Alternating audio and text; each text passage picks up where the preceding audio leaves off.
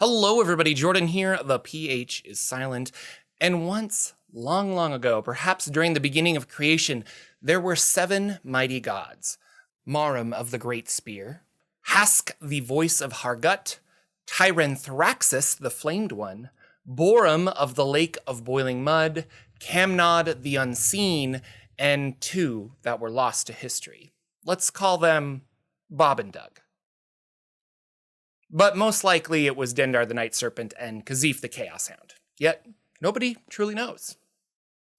Now these 7 or 5 lost gods might not have been gods in the Faerunian divine portfolio sense, rather just powerful beings. Now in 4th edition they were labeled as primordials, and in earlier editions and 5e they are grouped together with the Elder Evils. It is agreed upon that these lost gods were more than likely 7 demi-powers who were worshipped by others, potentially forming cults. These 7 lost gods were attacked, manipulated, and made subservient of some evil creatures on the quest for godhood. Starting off in -489 DR, the Netherese, who were very intelligent but not so wise, opened a gate. Or rather, they built a gate. Their goal was to connect Faerun to the Outlands. Discovering the vast world of planar travel, the Netherese wished to conquer these worlds. Their starting attempt was the Outlands, which would then give them access to the other planes in the Great Wheel. Now, the gate, which potentially is still buried in the Anauroch Desert beneath the sand, was called Cat's Gate. And this was a very large, about 50 feet wide and tall enough for a huge creature to go through. The gate did not have the effect the Netherese wished, and instead, powerful extraplanar beings started pouring into Faerun, rather than allowing them to travel to the Outlands. Marum of the Great Spear was one such creature that came through the gate. Now, this powerful immortal, or primordial, or elder evil doesn't have much of a description other than its name. The Netherese had a problem with these immortal beings running across Faerun, and they chose to deal with it by introducing the immortals to a new enemy, creatures from the elemental chaos. The Netherese built another gate and brought forth great elementals to Faerun. Now, the immortals and elementals battled in what was later named the 7 Sigils War. This war, quote-unquote, lasted for a century until the Netherese got it under control and banished or defeated all of the extraplanar creatures, except one, Marum. He fled north and was eventually banished by a group of heroes, but at great cost. Now these heroes went by the name the Dark Three, and they led a large army to combat Marum of the Great Spear, banishing this creature. Because of his defeat, Marum now submits to the power of the Dark Three. Hask, the Voice of Hargut, is lore-wise confusing, but hey, it's the Forgotten Realms, so, let's just roll with it and go with what we know. Hask was a great horn minotaur that took over a region, naming it Gronghap, and declared himself the priest king of this new kingdom. Now, for over 600 years, he ruled and expanded his territory. He had just fought off some goblins with his army and returned home to find 2 humans waiting for him. A third came up behind him and stabbed him in the chest with a magical dagger. Hask's true form was revealed to be a Batrachi, and then he died. The 3 humans left, traveling to the north. Or at least that's what the Dark Three want you to believe. The assassin, the necromancer, and the warlord took Hask's life, but before he died, offered him a deal. In exchange for undying fealty and control of the far realm creature known as Hargut, they would spare his life. Hask readily agreed and was fused with Hargut, becoming Hask, the Voice of Hargut. Hask gave some sanity to Hargut, and with that, a bit of control. The Dark Three then bound him to the fortress that was Hask's home. Hask, the Voice of Hargut, is trapped there, waiting to be released by the Dark Three, potentially. Now, this elder evil manifests itself as a colossal green worm with semi-transparent skin and a huge mouth filled with layers of razor-sharp teeth.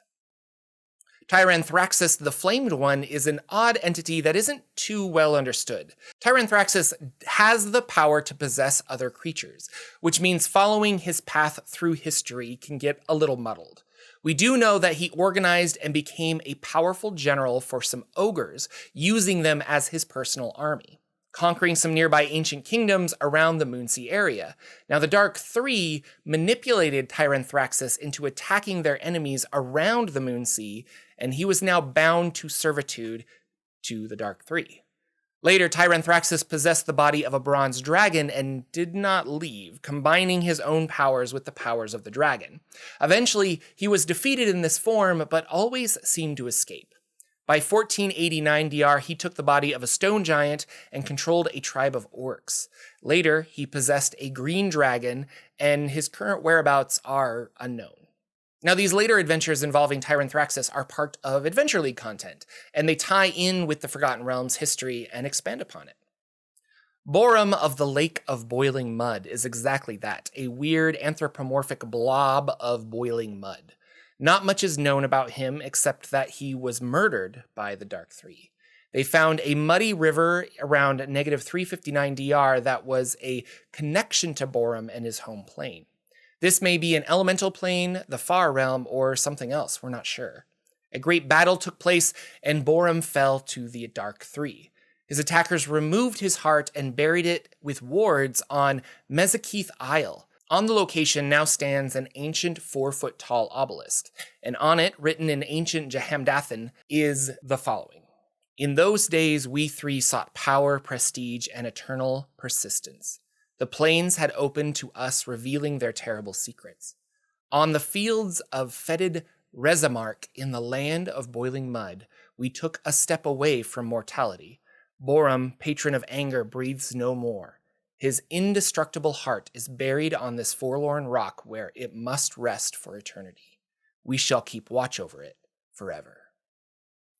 Now, if you start digging underneath this obelisk, 35 feet straight down through solid rock reveals a small spherical chamber, 3 feet in diameter and containing a Jahamdath dagger and Borum's heart, which beats incredibly slow, but still beats.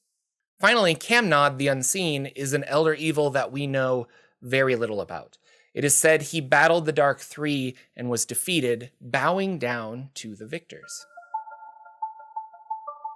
The Dark Three, known in these stories as the Assassin, the Necromancer, and the Warlord, are indeed the Faerunian gods Baal, Merkel, and Bane, or the Dead Three. These gods existed as mortals, combining their powers to defeat the god of death Jergal and gain divinity. Now, according to history, Bane, Baal, and Merkel killed at least one of these 7 gods on their quest for divinity. Possibly Borum, but he's not officially dead. This was all for their eventual divine ascension, their apotheosis.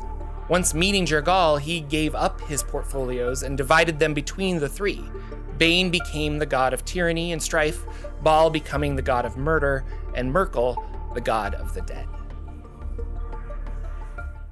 Their appearances throughout the Forgotten Realms history suggest that this was a long process for the Dead Three. Now, were these 7 lost gods part of the divinity becoming process, allowing them to eventually reach Jergal?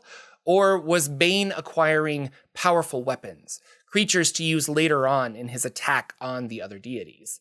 It is an interesting piece of Forgotten Realms history that doesn't have a definite answer, or at least one I couldn't find. Thank you for watching, everyone. If you have a Dark Three or Dead Three conspiracy theory, let me know in the comments below. Currently, Merkel is gone, potentially linked to an artifact called the Crown of Horns. Baal was killed, but prepared for his death by having children. He could be resurrected through these children.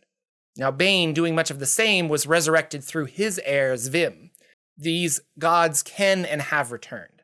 Maybe part of their plan all along was to come back and utilize the 7 lost gods to Antiquity. With Far Realm allies, a battle between the gods would be chaotic. More info on some of these topics down below in the description. Subscribe for more, and I'll see you all